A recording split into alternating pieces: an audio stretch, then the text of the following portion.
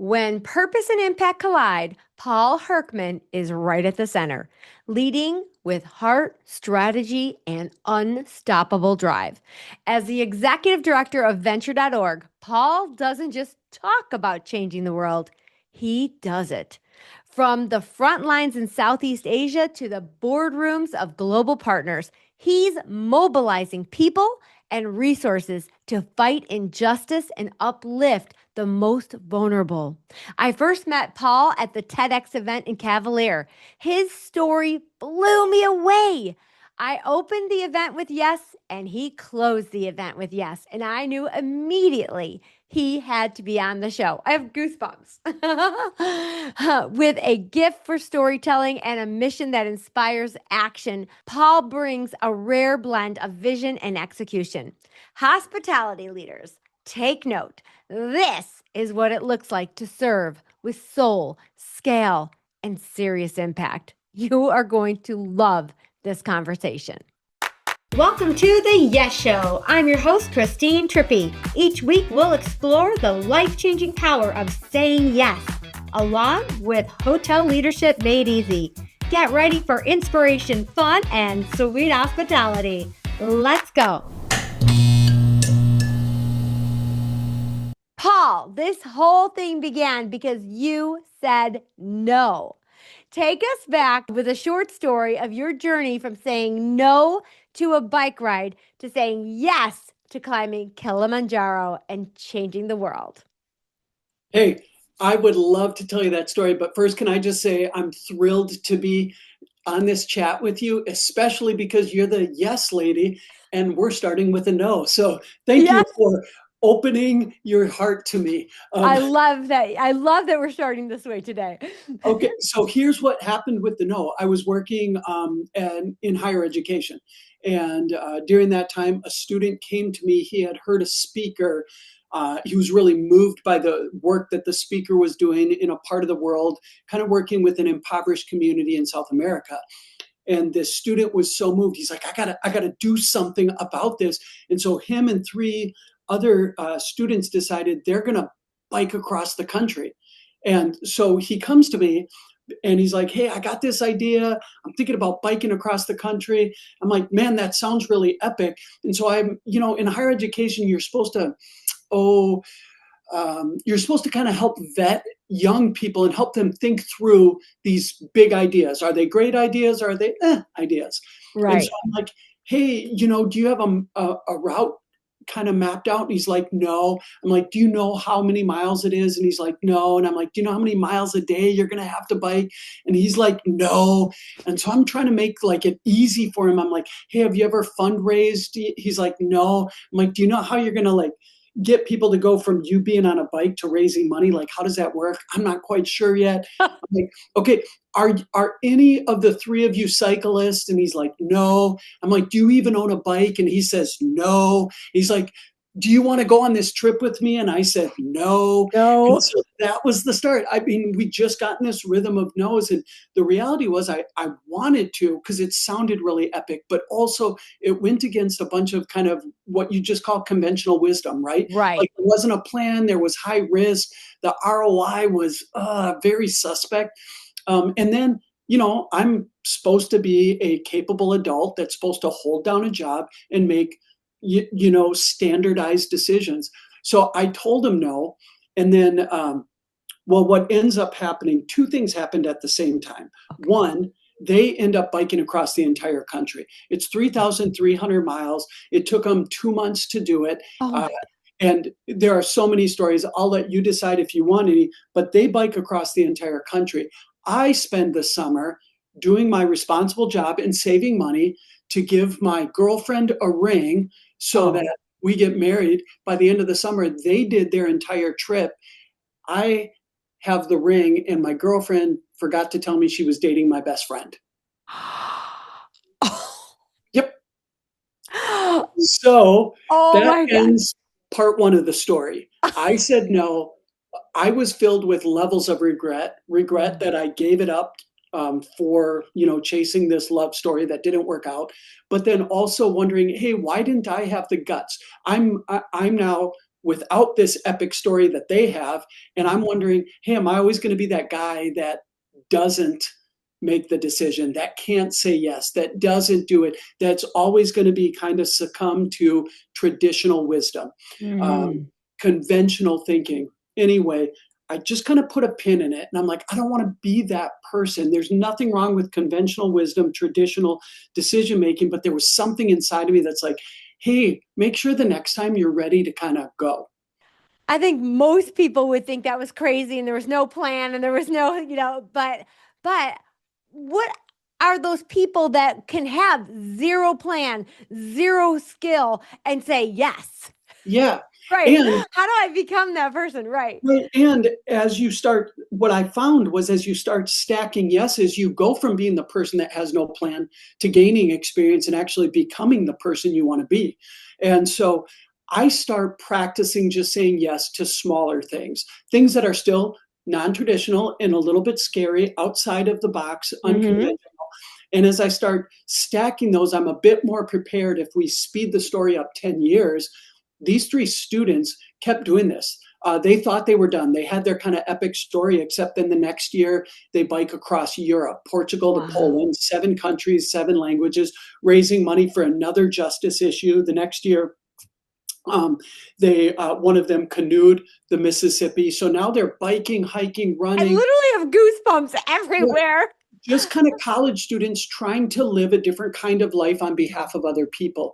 Mm. Uh, and so 10 years in, I'm now living halfway across the country. I'm working a different job.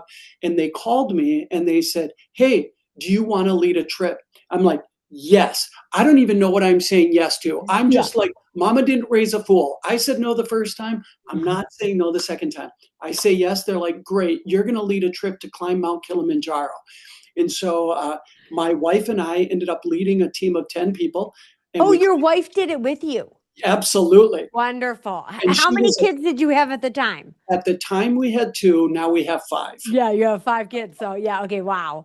Yeah. So she was a boss. Actually, that last day, there's a whole nother story there, but I'll get to the top of them. We get to the top of the mountain, and I just have this experience where I am completely wiped out, completely exhausted. We had hiked all the way through the night with the goal of trying to get to the summit by the sunrise. We didn't get there at that time. We were very slow. I was very sick. I was worn out, but we got to the top, You and did it. we did it, and it changed my life. Actually, there was Yes. something about being 100% exhausted, not just for myself or just for an adventure, but we were raising money for For another others. group of marginalized, impoverished girls living in the medical slums of Nairobi, Kenya. We wanted to help them get access to academic scholarships so they could go to school. And um, and it just kind of flipped a switch for my wife and I. It was really beautiful to do it together. We decided this is how we wanted our kids to see the world, not just from comfort, not just from traditional wisdom, conventional living, but through the eyes of the poor and the oppressed and the marginalized, so that they could understand the totality of what it means to be brothers and sisters with people around the world. Mhm. And human. And human. That's Yes. exactly it. It is Yes. at the core of what it means to be human, to see that in other people wherever they're at and to help. Watching your TED Talk at our event, it just I have goosebumps now. I had goosebumps then. I love this story. I love what you do for our world and for people. And you also are a champion for human trafficking, right? You've done a lot in that. Yeah, you're right. So after we got off the mountain, my wife and I started this conversation about, hey, we want to really reorient our whole world. So I actually quit my day job, sold Okay. sold our house. We moved across the country and we joined the movement for the org that I had climbed the mountain for. So the what started with these three guys riding a bike has now turned into a movement of people called venture.org. And we do biking, hiking, and running and raise money for justice projects. That's part of what we do. But what started with that bike ride has turned into now over 75 million refugee meals delivered. Wow. We have, through our partners, rescued over 300 girls from being trafficked in some of the most heinous situations. We work in women's health. And then we also, a portion of what we do, we are a faith-based organization. And so we work with local churches, and we start local churches in different parts of the world. And so so those are the core programming that we do. Now, is this your organization or did you join with someone else? Yeah, so I joined these three students. They Oh, started it, and so they were 10 years in when I got there. It started as kind of a campus club. okay. And then once I joined right about that time, as we became our own nonprofit, so technically I don't own it. My role is the executive director, but every nonprofit, we're a public entity. And Got it. so, in coordination and collaboration with our board and our two founders, myself, we have a team. And then, really, the heroes are our international partners that are doing the work. So, Mm. every year, we'll raise, like this last year, we raised just south of $10 million, but it's our partners that are utilizing them for this last year. They rescued 600 girls, provided 13 million meals, provided feminine hygiene resources to 14,000 women. So that's how it works. Our stakeholders help raise the funds. We have people that bike, hike, and run, and then we facilitate those funds for the work overseas. It's just so incredible. I have so many questions. Please, this is I know fun. I don't even know where to begin, honestly. Okay, so let's go back to hiking Kilimanjaro. Okay. So, like something this epic is something I've always thought about, and I've actually kind of thought like that's way out of my league. Hmm. What would like you seem to be an average guy. Can Thank an you. I average think. person can an average person do that, Yeah. or do you have to have like years of training? Like, because it doesn't sound like you had tons of training in something like that. Yeah. There's you know what's funny? Uh, I also do some running, and I don't love Too. running at all. But I just saw a quote that I'd rather be an mediocre runner than a kick butt couch potato. And that's no Right. offense to people who can't physically get off a couch, but I think you understand the premise, right? Totally. And so a couple of the things that I think about on a regular basis is, hey, I only have to be faster than I was yesterday. Or the other thing I tell myself all the time is, hey, you're faster than everybody who didn't run today. That's what Um, I tell myself all the time. and then as it relates, like I've done several hiking things. Kilimanjaro is something that almost everybody who is an able-bodied person can do. It's a hike, it's a Really? trek. It's not a climb. You're not putting on crampons. You're not scurrying up like this. You are trekking, and it takes. You can do a 5, a 6, or a 7 day trek, and you just Oh, have to be mentally tough enough to not give up. The toughest thing is altitude, the mountain altitude. sickness, and that gets 9 out of 10 people. So it's hard to avoid. And Yeah. when it happens, you get pretty sick in ways that we don't talk about at the dinner table. Yeah. Yeah, And did that happen to you? Did you get it did. altitude Yeah, sickness? I You kid pushed that. through, you made it to the top. Yeah, I kid. There is a phrase that mountain altitude sickness hits 9 out of 10 people, and I felt like all 9 of them put together. I mean, I was as sick as I have ever been, and so Really? that last night we talked about my wife being on I was the point leader, and I woke up. At 9 at night, we were going to start hiking at 11 through the night. And I looked at my wife. I'm like, I can't do it. I'm so sick. I can hike, but I can't lead. And so my wife led us that last day. But I think that's part of the beauty of learning what you can do. And even though not everybody wants to be called an average person, I think it's a high compliment because I think average people can do a lot more than they think. Yeah, well, I, for one, am a person that I can say some of the things that I have done that I cannot believe I have done those things. I wouldn't have thought like even and they're not that extraordinary like hiking Kilimanjaro, but running a marathon. I never would have dreamed I could do that. And I did it. Hiking 7 hours, 9 hours through the Grand Tetons. Oh yeah. Never would have thought I could have done that. So there's a number of things that, jumping out of a plane.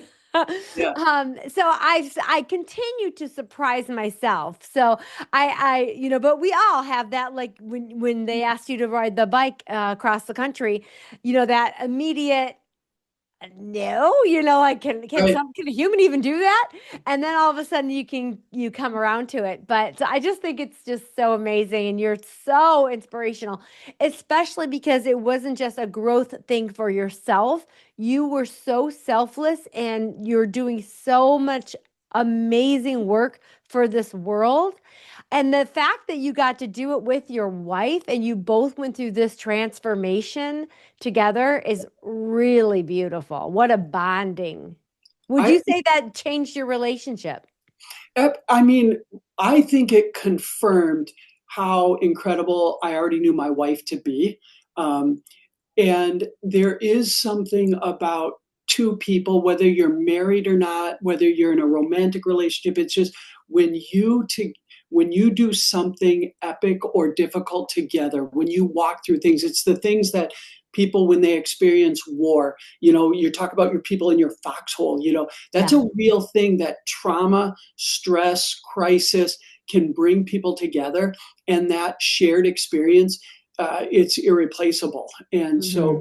having that shared experience, it definitely aligned us. And we, picture just me climbing Kilimanjaro or my wife and coming back and trying to explain what we experienced, Right. or explain what we experienced with these beautiful young women that lived in a dump and simply wanted education. It's hard. It's a lot harder to be generous when you're arm's distance from people as when you're right there with them, understanding and seeing the humanity and experiencing it, which is why our core venture, when it started, we had a tagline. It said, benefit the world, discover your soul. And the tagline was all about, when we help other people, something cracks open inside of us and we see what it means to be human, and the imprint of our maker and the commonality that we have, when so often we isolate and we compartmentalize and we get into our tribes or our groups or our cliques or our communities.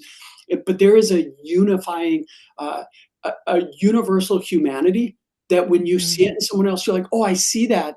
I see me and you and vice versa. And I want to help you like I would help my kid, or I would help, Hmm. or I'd help my neighbor.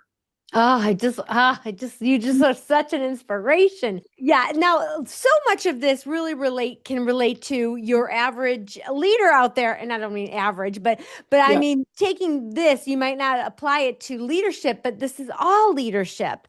yeah, And again, taking a leadership, a position of just what's the entry? Am I going to apply for that supervisor job? Or am I going to, as I'm a general manager, am I going to try to get a bigger box downtown, or maybe a corporate position? So there's all that. What's that entry? What's that next step for you to create this epic life or this yeah, epic experience? So you can really pull that in as well. Now, thinking about how hospitality leaders can adopt a mission-driven mindset for a profit industry, is yeah. there anything you can think of what it takes to do what you do that you can apply it to one of our hotel leaders? Yeah. You know, actually, as you were talking, I was thinking about the difference, at least for me, the difference between what I will say a leader and leadership. So, growing up, a lot of people would say everybody's a leader. Um, I respectfully disagree. I think that there are some people that have certain attributes. I think everybody has opportunities to lead at different points in their life or their journey or whatever, but there are some people you're just around them and you're like, you were just born to do this. But leadership, I think, is for everybody. And I think of leadership. Susan Comize is a writer on leadership, and her definition, I'm pretty sure I'm going to get this right, is a relational process of people working together to bring about change for the common good. And I'll do that again, a relational process. So instead of it being a person, it's a process. And the relationship, this process of people working together to bring about change for the common good. And whether you're in hospitality or you're climbing a mountain, recognizing that I need other people, or at least with other people, I'm going to get there quicker. So we're working together to accomplish something, to bring about change, something positive, and then Mhm. on behalf of the common good, as opposed to just for me, just for my climb, just for my career, and in the service industry. And I will give a shameless plug for your TED Talk. I thought you were the best. Oh, you're so sweet. It was incredible. If your listeners haven't listened to it, please put it in the notes. 3 times. But your talk was so great. But what moved me about it was you you talked about your career journey and what you were learning, but at the end was this story about how your career journey was making life better for people that were serving our countries and for people that were going through deep pain.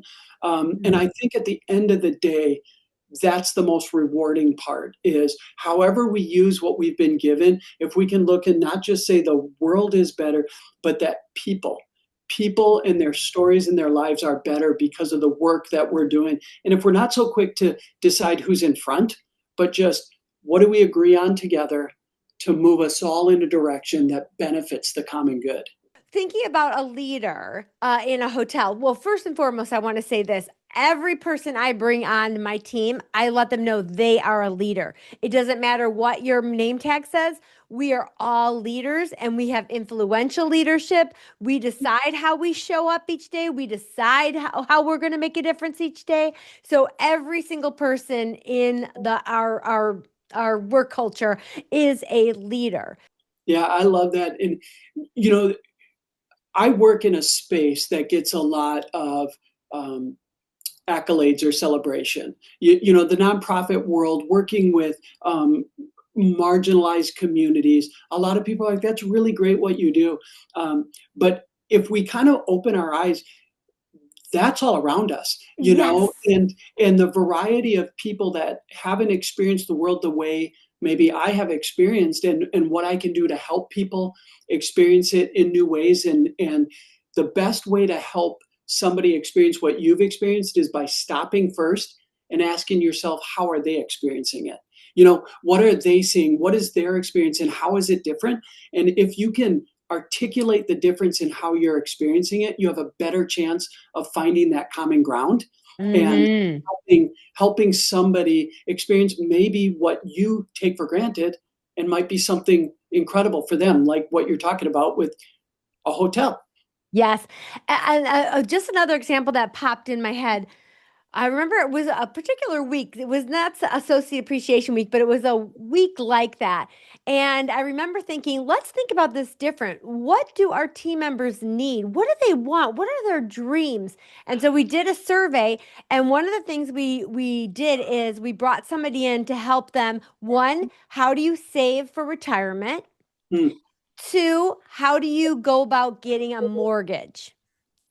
And so like we were teaching them, we were like, okay, usually we do pizza parties. We do, and maybe it's chair massages, which are all great things. But then we were like, how do we help them in their life to get to that better positioning? And so we started thinking about that. So again, there's so much you as a hotel leader or a business leader can do for your team. You might be thinking, God, I'd love to be Paul out there changing the world like that. But I want you to remember that in your nucleus of your home life and your work life, there's a lot of difference you can make. Yeah, yeah, I Hmm. I agree. And if you'll allow me, I'll do Yes. just a sidecar comment, especially in the hospitality industry, the amount of vulnerable, especially young women, that Hmm. can go through a hotel or can go through travel by no choice of their own, maybe through being trafficked or being abused, is a great opportunity. I so appreciate people like you that are very forward facing, that see and understand the world and understand your assignment. I think the assignment of hospitality is not only care and comfort, but also seeing the other person and making sure that that person is safe. Um, Hmm. and so I've always appreciated. We've partnered with different hotels and things like that to make sure that everybody has access to safety. And so, thank you Hmm. for what you do. And again, a shameful plug for your TED Talk, how you saw people and responded to them, I think is commendable. Oh, thank you. It means so much to me. Thank you very much. There's two ways I want to go here. So I'm going to go to way one first of all. Okay. One, thinking about what you did, you walked away from your traditional job. You just did something that most people go, yeah, only certain people can do that. I want to know, tell me the steps and what were the thought process when you walked away from that 9 to 5 and went into this type of no net operation? Yeah, you know what? I think I would have to actually go back maybe a decade or more back because as I look back, I think there are steps, and a lot of those steps I felt like I had imposter syndrome. And Mhm. what I mean by that is I went to a university in downtown Minneapolis. And I came from middle America, a mid-sized town, and I was in downtown Minneapolis. I'm like, I'm not really a city guy. And I would go past a gentleman who may ask me for money, and I could tell he was temporarily unhoused, and I would maybe give $1 or $5, and I can remember at times just tearing up and being like, you don't have any right to cry. Why are you so moved? But it's like, man, it feels like we should do something. And then fast forward a few years, I'm working at that university, and I'm like, Mhm. hey, we should do something. And so we did I think, what did we call it? Like the homeless sleep out. And we picked the coldest night of the year and we slept out in tents. Minneapolis can be very cold. And we slept Yeah. out in tents. We tried to raise some money. And I'm telling you, it was maybe in the hundreds of dollars, nothing significant. People are like, wow, you care so much. And I still kind of felt like an imposter. Like I'm not the nonprofit guy. I'm not the city guy. I'm not the homeless advocate. I just felt like Wanted maybe to it was do something. yes. And then I just kept kind of going and kept saying, "Hey, while I'm trying to figure out how to solve some big problem, or if there's something I should do, what are the little things that I can do?" Mhm. And so I think then when we climbed Mount Kilimanjaro, and it just things started falling in place. I was like, "This just makes sense to me." I, Yeah. and I want to do something more. If I, One of the phrases that we use is moving past clicking like on Facebook. Everybody Mhm. anti-trafficking is bad. Everybody agrees, hey, we should probably try to solve the homeless population. Everybody agrees the refugee crisis in the areas where we serve in Southeast Asia and ethnic genocide is not okay. But what is the step between everybody agrees and somebody doing something and then having a mirror come up and go, not what can somebody do, what should I do? And that was kind of the starting point. And if I pivot a minute, um, I started this job in Minneapolis with this nonprofit, and I didn't know anything about running a nonprofit. But I'm like, hey, I'm just going to ask as many questions, gather as many people. And while I was doing it, my wife and I also started to ask the question, hey, now that we're paid to help advocate for the poor and the oppressed, who are we as a neighbor when we're not paid? It's one thing to get paid to do it. Right. Now, who are we when we're not? And that started us on a journey of we became foster care providers because that was a big need in our community. And we ended up adopting 3 of our 5 kids. Oh, I did not know that. And then on top of that, I have white and black kids, and there's been lots of conversations around race in our city. So I was like, I feel like I should do something. So I joined the Minneapolis Civil Rights Commission, that's had a lot of spotlight over the recent years in Yeah. Minneapolis with everything going on. And I Mhm. was not a civil rights expert. I was not a foster parent expert. I was not a mountain climbing expert. I was not a nonprofit expert. It's just steps of going, I'm just going to show up and try and see where this leads. And so there's not plug and play. It's Yeah. more like just keep chugging. Yeah, I love this. One of the things I talk to my Crown Society insiders about is just take the next right step. When Yeah. you're feeling overwhelmed, when you're feeling like you don't know which way to do, all you have to do is go back to what is the next right step right now? And when you see a like and you're seeing something on Facebook that you say, God, that calls to me. I want to help that, or I want to do something about that. What's the next right step? Maybe in that moment it's liking it or clicking the link to learn more or scheduling a coffee chat. And this is where I was going to go with the next question is how does somebody who like myself even that I want to do more but I don't know what or where or how do you even begin? And you gave some great examples of how it happened for you, but if you wanted to do more, one, could someone volunteer for what you do, like a trip like this, and go and do something big and raise money? Or what's a simple way to get started with advocacy? Yeah, let me give you two, Okay. okay? Let me start with one that's way less glamorous. Okay. Granola bars in your glove box. And here's what I mean by that. Yes. In this, not everybody lives in a city where there are temporarily displaced people, but we do in Minneapolis. And so, especially with kids in the car, we don't want to just drive by people. We want to see their humanity. We want to stop, ask their name. We want to hand out. It's not political. We're not talking about handouts, hand ups. No. I'm talking about practicing being a neighbor, because the advice that I would give somebody is go back to the last thing that you saw that moved you, I like this. that you didn't do anything except for be emotionally moved. And there's nothing wrong with being emotionally moved, but our internal mechanisms are telling us something. And if we don't pay attention to them, Pavlovian dog will just be, I'll feel bad, I'll wait a moment, and I'll move on.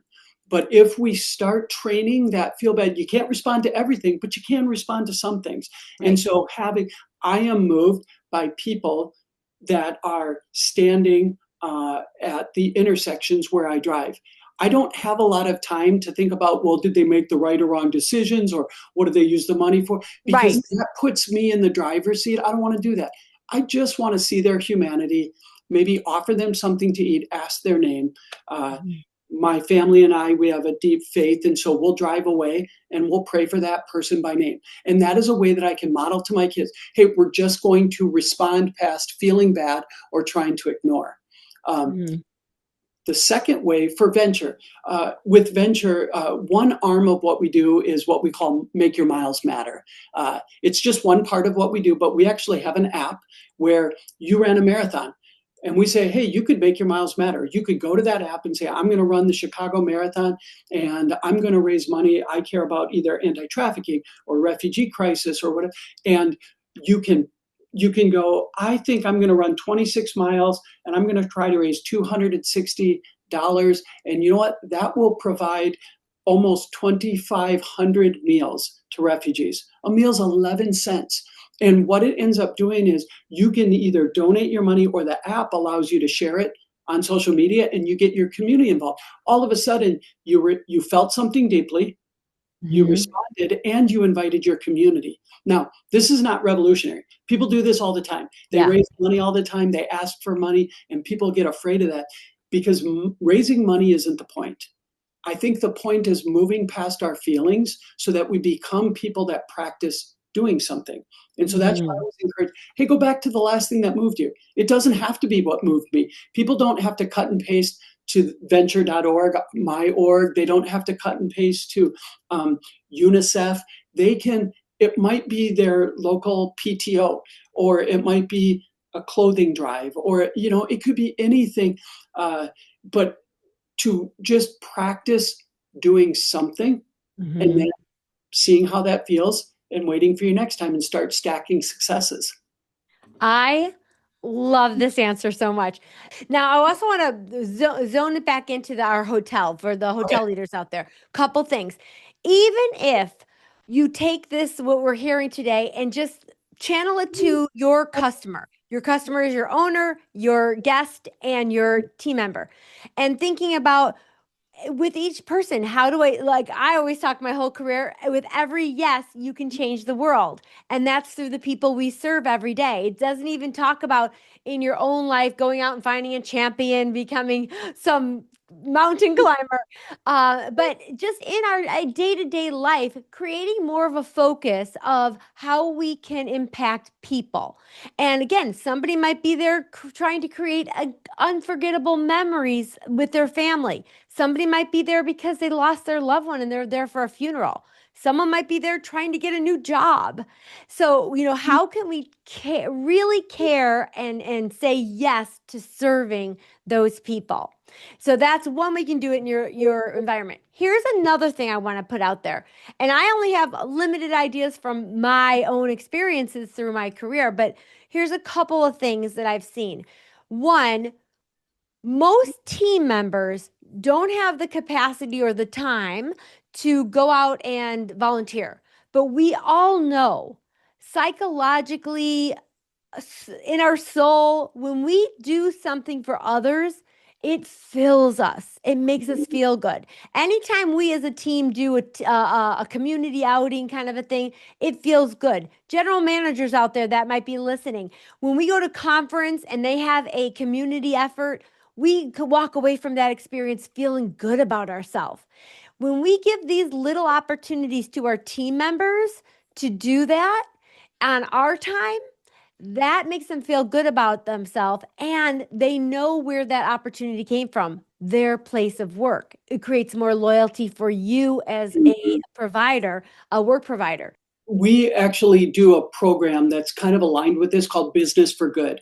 There is Okay. longitudinal research that says, hey, there's a decided difference between a business owner who takes some of the profits and gives some of it to charity. That's one way of doing it. Okay. And somebody who takes um, a product or a service and aligns it with social good. What ends up happening is, let's say in the hotel industry, we would say, hey, for every night that you sell, would you give 10 cents Oh, to help to care for a girl who's been rescued from human trafficking, right? wow. Or and we have what we call measurable impact units. So $3 cares for a girl for a day.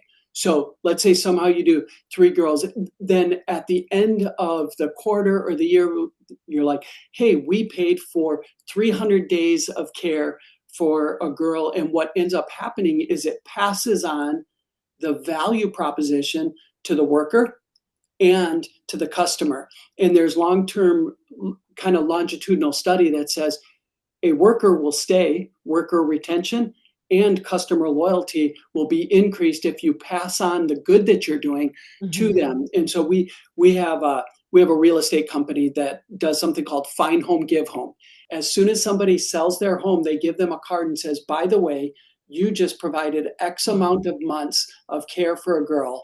If you like this, would you tell somebody else about it? And so they pass it on, and their retention and their workers talk about how many girls they're going to rescue, not how many houses they're going to sell. And so Right. the same thing that you're talking about, whether we're talking about giving somebody volunteer time off or Hmm. whether we are adding an intentional program to a product or a service, when we can include doing good, we remove barriers, right? So we're talking about removing barriers. Everybody says they're too tired or they're too busy or they're not wealthy enough or they can't. So as business owners, as leaders, to remove that barrier, to give opportunity for people to participate, and some will stick and some won't, but you Right. remove that barrier and you allow that opportunity. And that's a great way to lead in whatever industry you're in, to help people to see the world and respond. Now, thinking about this, Paul, in our industry, we're often looking to recruit leaders to run committees or volunteer for extra responsibilities. Your whole life is getting volunteers. What tips do you have to help engage and get people excited to be a volunteer for different things, whether it's a volunteer project or running a committee or something like that? Yeah, I mean, I think the first thing, whether we're talking inside or outside of the business industry, is who's ever recruiting better have a life worth watching, and they should be the first volunteer, the first to lead, the first to serve. Yes. Uh, one of the Yes. things that that we do with venture with our miles is we raise about a little over $1 million through miles-based things, and I'm always inviting people and encouraging them, but I also have to be doing it. So I run a couple of marathons every year. I'm going to be doing something called the Great World Race. So it's up Ooh. to me. It's up to me to lead by example, Mhm. so that when I'm asking, I'm first doing.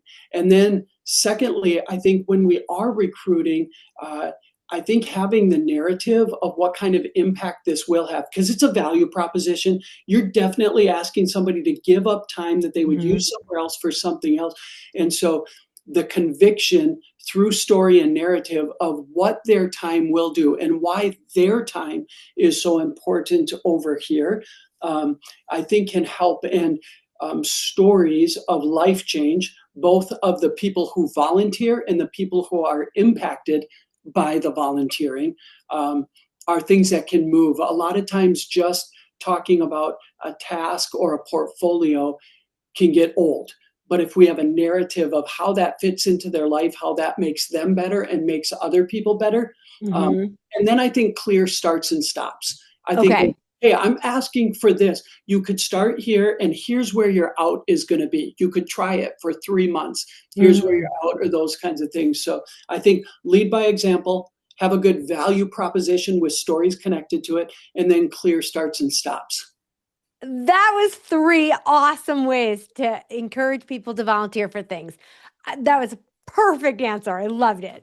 Now, what's one lesson that you've learned from the nonprofit world that you think hotel general managers or hotel leaders should know? Is there anything particular that stands out for you? Two things: you're never the most important person in the room, uh, and be curious as to why. And what I mean by Mm. that is, we tend to center ourselves in every story in every room, especially the higher our salary and the more impressive our title is. Uh, Mm. and if we believe that, we miss the opportunity to find the most interesting people in the room. But you have to ask that question, that curiosity of, what don't I know about this person and why are they important? Yeah, I love that.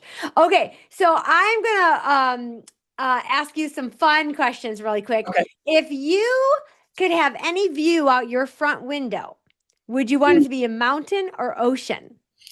Do you know that I actually travail over this question? Like, it was actually because I love both. I love both so much, but I think the older I get, it's got to be mountains. There's something, they take my breath away. Me too. They're just majestic.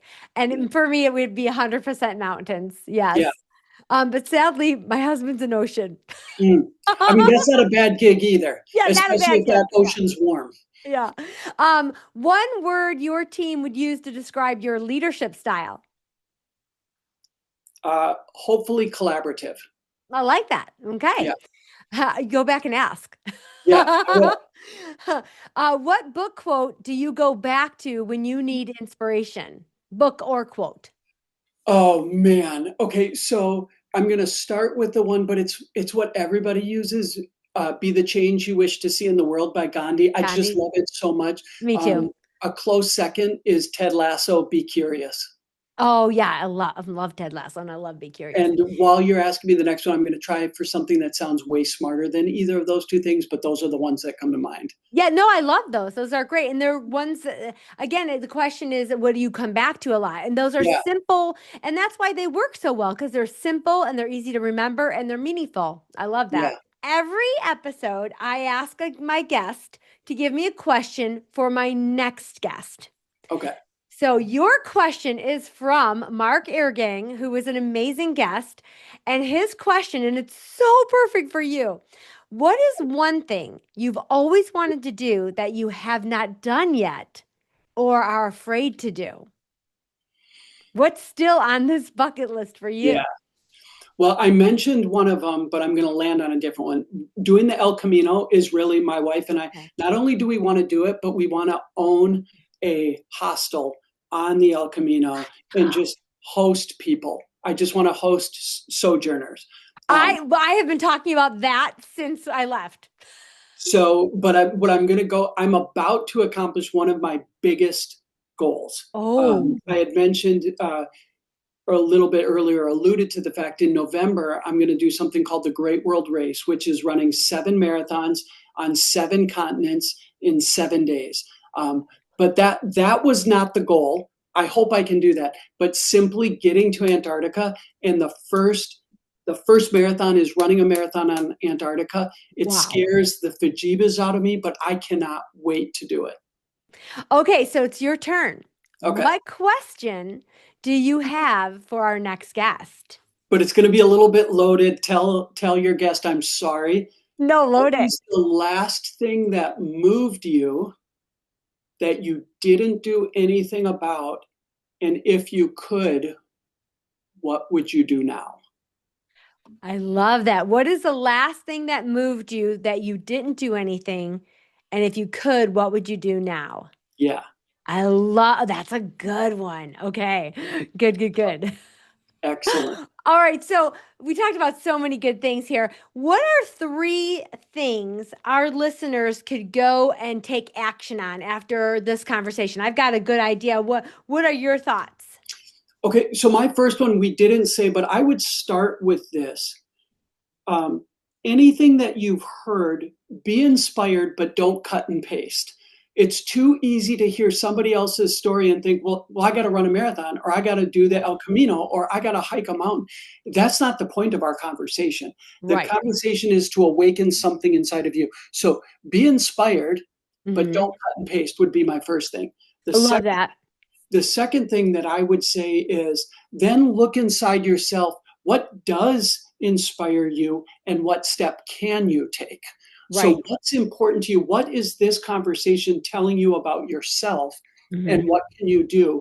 And if they need a cheat to it, I would say that's closest to you. Because again, sometimes we can get overwhelmed. We want to solve global problems when there are things right in front of you. There are people in your workspace, in your neighborhood, in your family that you can practice caring for or doing good to. Senior home in the area, school lunches, animal clinic, the food pantry. There's so many things in your local area that you could, yeah, that's, Yeah, I mean, when my wife and I started the foster care journey, she had to talk me into it. This is how she did it. Hey, would you just take the introductory class? We didn't have the conversation if we're going to be foster parents. She's just said, let's go to this class. So just what's kind of moving you and what's right. one step you can take. Yeah, I Um, love that. And that's what I wrote down here. What is the last thing that moved you? yeah, I love that. Just thinking, if you're listening out there right now, just what is the last thing that moved you?